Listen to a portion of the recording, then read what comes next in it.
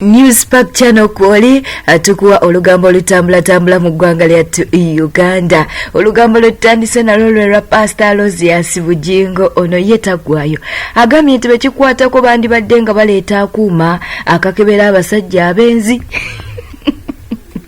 Si byaffe nga ba News Pack Channel ebyo bigambo bya Pastor Lozias Bujingo. Avudeyo n'agamba nti abaami basussizza obwenzi, abaami benzi bakaabya abakyala. Okitegeera nno n'agamba nti akuuma kano ekanaba kateekeddwawo buli mwami ng'akayitamu nga tutegeera nti omwami ono alina abakyala abwe bati oba omuwendo gw'abakyala abwe guti. Okitegeera n'agambye nti nga waliwo akuuma ka DNA akakebera abaana nti ono woono ono si wuwo ate ono wuwo.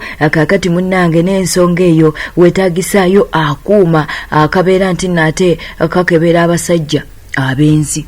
Bigambo bya Pastor Lozias Bujingo. Kakati no bangi bavuddeyo ne babeera nga bagamba nti yes akuuma ako keetaagisa era abakyala be basinza okuba nti no bawagira ensonga eno ne bagambye nti kasookere ku ye. Abakyala bagambye nti akuuma kano Pastor Lozias Bujingo kali mu kusaba kasookere ku ye. Okitegeera nno katubeere nga tukuwa akatambi kano naye ng'ensonga ya Pastor Lozias Bujingo yo mweri abaami akuuma kano keetaagisa kubanga bo obwenzi mubulinamu ne degree mubulinamu masters. Okuleetera n'ebyuma ebikebera abasajja abenzi.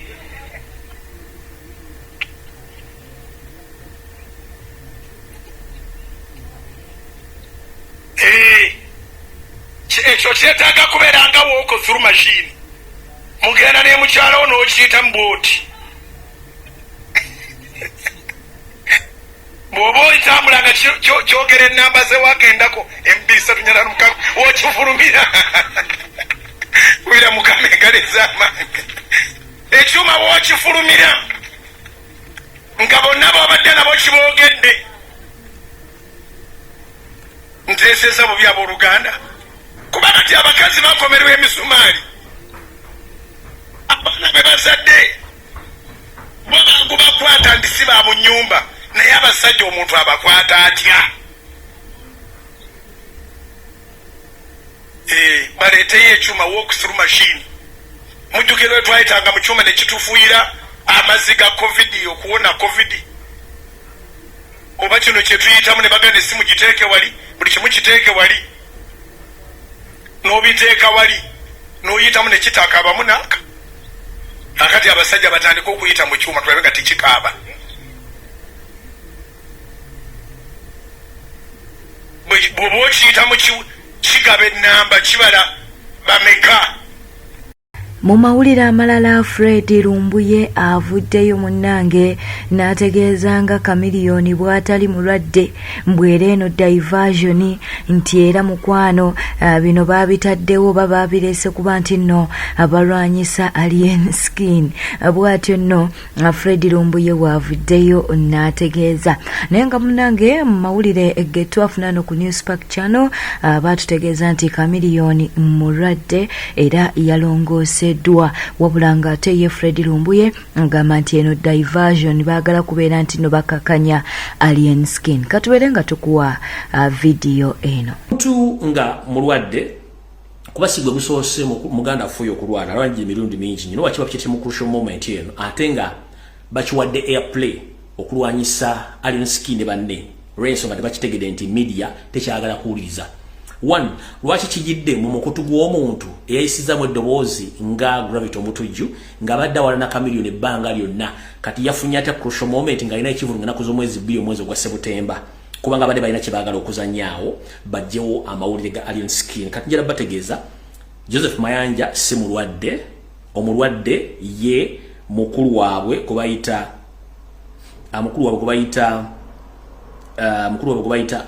Amfre Mayanja ye mulwadde so si Jose Chameleon. Olw'ensonga nti ebintu bingi ebitambula ku social media naye nga ate mukimanyi bulungi nnyo nti ffe twajja kubabuusa mu buli kimu.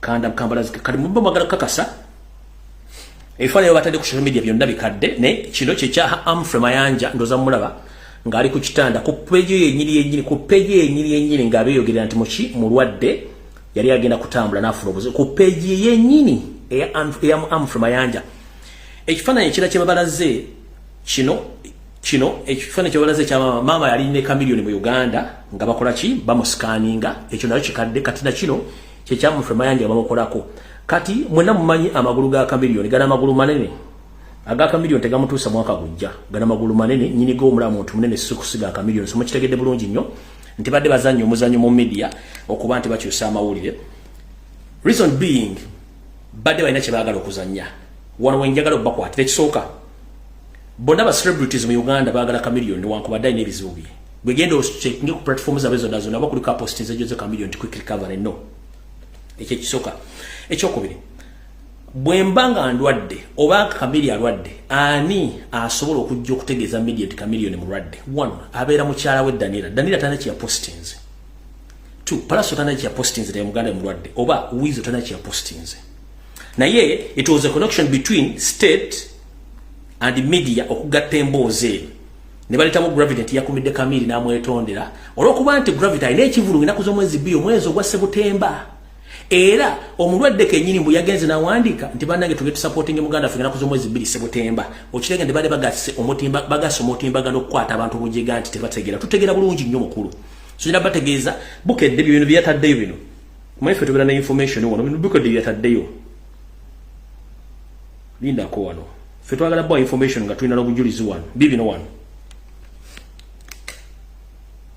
anga Dr. Jessica Chameleon agenda mu America okweta ku matikira ga mutano aba makasi mayanja eno brandi kiba mu kubidira likondire ngembera esinonyi ngekirowezi bwante yalongosedwa Gravity mutujia kwene Chameleon kusene mukyala we okumalisa bya gamante mpera sinonje era anti Chameleon brandi muyinga yetakasala zawuli mu Uganda brandi era Chameleon yetakasala na tumusabiri kizo kambe gwanga isabire Chameleon nemikwano jene buli omu na wali basabire Dr. Joseph Chameleon kuba mulwadde nageno mukubira ngagena mu operation yaleta naga bagena mu operating gamantu bayogedde ku bintu bingi atusino kumetondera kwebya yamukola era ni namusonyiwa namutegeeza media ze Uganda kale atutugera ku lwawo njagala bategeeza embozi tegimujigendera ko diversion ono Gravity n'ekituvudu kyenga nakuza omwezi bbiri September kyagala okupromotinga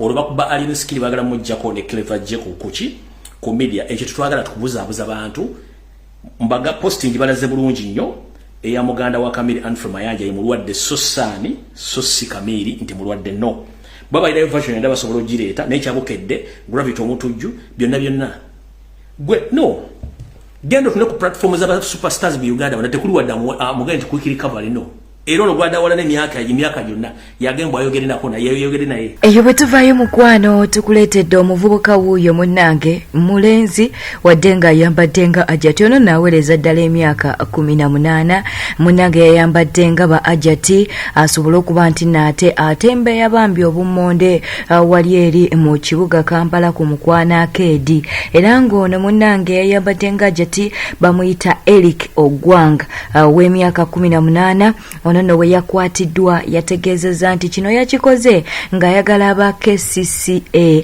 baleme kuba nti no bamukwata olw'ensonga nti yakizuula nti aba KCCA oluusi batera obutakwata bakyala kati mu ngeri y'okuyiiya akasimbi bambi yasazeewo okuba nti naate ayambala nga ba ajati wabula ate yakwatiddwa webityo nno webiri ate erudda eyo mu mawulire amalala munnange full figure avuddeyo n'akudaalira Kaiyz ajjukira nti Kaiyz munnange yafulumyemu mu ggwanga era tetunategeera oba agenda kubeererayo ddala oba agenda kubeera nga akomawo okitegeera nno mukwano naye kyetumanyiko waliyo ate event egenda okubeerayo kakati tetumanyi nti no oba yagenze ku nsonga ezo oba yagenze kubeererayo ddala naye full figure avuddeyo munnange n'akolimira Kaiyz n'agamba nti wano yavumanga bakadama naye ate naye gwe mulimu gwe gumu gwagenzeeko katubere nga tukuwa full figure bwoba oli wano ng'ovuma bakadama yesawa kati ne Kaiyz afuuse sekadama Kaiyz abadde akuba buli muntu nzo oyo mwana antekako damage siri musonyi wa kibi kigwana wala ayani gwatavuma bakadama babadde avuma nawe ofuuse sekadama one day one time nawe ogenda kubeera sekadama kati genda onaze embalasi bitambula bulungi Kaiyz naze embalaso ziwulire bweteta mutebadde mulabi mulungi wale kwekumira ku News Park channel subscribinga likinga ate era lekawo bakabwawo mu comment section.